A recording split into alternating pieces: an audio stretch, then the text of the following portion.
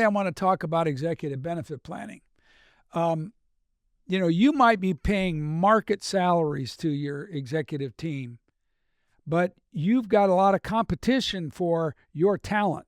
There's plenty of other people out there that would like to poach your company and take your key management people away. So it gets to be a bigger deal than just how much do you pay a person. Many companies like to put together incentive packages that will reward and retain the business people that are in your company that are helping it become more and more profitable. Now, there's a bunch of different ways to do it. You can do a phantom stock plan where you put together basically shares that mirror real company stock, but they are basically on paper, but they have value that's just like if they own stock in the company. And the executives get the money when they die, retire, or terminate after a period of time where they vest it. So you have to model out, if you award shares to somebody today and those shares accumulate each year, maybe you give them 100 shares this year and 100 shares next year and 100 shares the next year, then their share count increases and the amount that you owe them over time increases. What's going to happen down the road is you're going to have a big liability to pay money if they die, retire, become disabled, or terminate. So you're going to have a cash flow liability that is going to build and build and build based on the growth and the shares of the stock in the company. You got to model it. You got to model out what it's going to look like down the road and what kind of cash demands the company is going to have.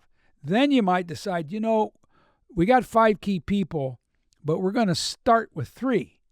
And you start with 3 people because you've modeled out what this is going to look like. Another thing to think about is an incentive and retention plan where you agree to set aside a certain percentage of salary for each of your key people, and you're going to invest it. You buy mutual funds similar to what you would do in a 401k plan, and you build an account for them over time that you'll end up paying out to them later on if they die, become disabled, retire, or they terminate.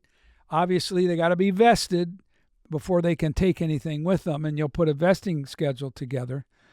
But I, as a business owner, wouldn't make any decision about doing any of this if I don't model it and look at, well, what if I put 15% of pay away for my team?